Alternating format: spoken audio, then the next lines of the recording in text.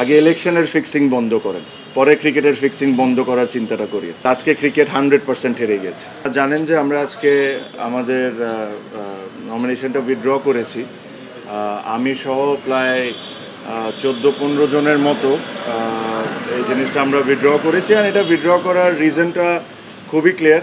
এখানে আমার কাছে মনে হয় না যে আমাকে খুব ডিটেলসে বা ব্যাখ্যা করে আপনাদেরকে কোনো কিছু বলার আছে।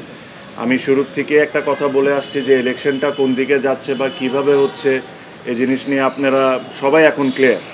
যখন যেমন মনে হচ্ছে, যখন যা মনে হচ্ছে তখন তা করা হচ্ছে। এটা আসলে ইলেকশন না, এটা ইলেকশন না। আর ক্রিকেটের সাথে জিনিসটা কোনো দিক থেকেই মানায় না। আপনারা আমি শিওর যখন ইসি তালিকা দিবে যে আজকে কারা কারা উইথড্র করেছেন, তাদের নামগুলো আপনারা দেখলেই বুঝতে পারবেন যে তারা সবাই তাদের জায়গার থেকে হেভিওয়েট, তাদের ভোট ব্যাঙ্কও ইটস ভেরি স্ট্রং। এটা হলো আমাদের একটা ওয়ে অফ প্রোটেস্ট, যে এখান থেকে এসে যে এই নোংরামির পার্ট আমরা থাকতে পারবো না।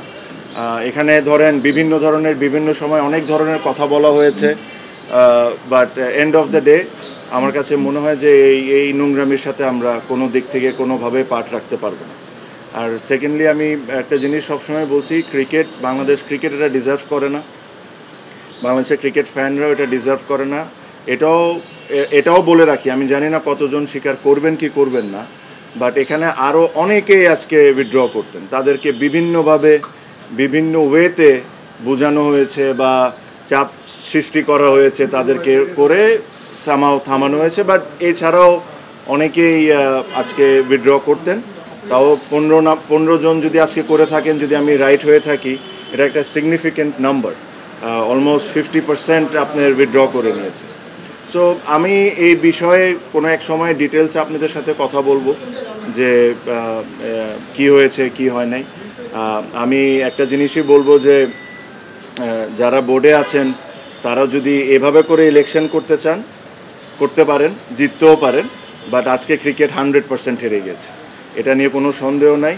আপনারা বলেন বড় গলায় যে বাংলাদেশে ফিক্সিং বন্ধ করা লাগবে, আগে ইলেকশনের ফিক্সিং বন্ধ করেন, পরে ক্রিকেটের ফিক্সিং বন্ধ করার চিন্তাটা করি।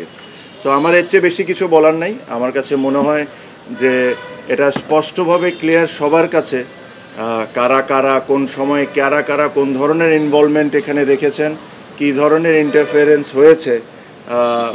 নিয়ম ইচ্ছামতো কত সুবিধার মতো যে সময় দরকার ও সময় চেঞ্জ করা হয়েছে। আর এর সাথে কারা কারা জড়িত একদম স্পষ্টভাবে ক্লিয়ার। আমি এর চেয়ে বেশি আর কোনো কথা বলবো না, বাট ইনশাল্লাহ ভবিষ্যতে আমি এটা নিয়ে অবশ্যই কথা বলবো। আমি আমার স্পিচ এই কথাই বলে শেষ করব যে এই ইলেকশন বাংলাদেশ ক্রিকেট বোর্ডের জন্য একটা কালো দাগ হয়ে গেল।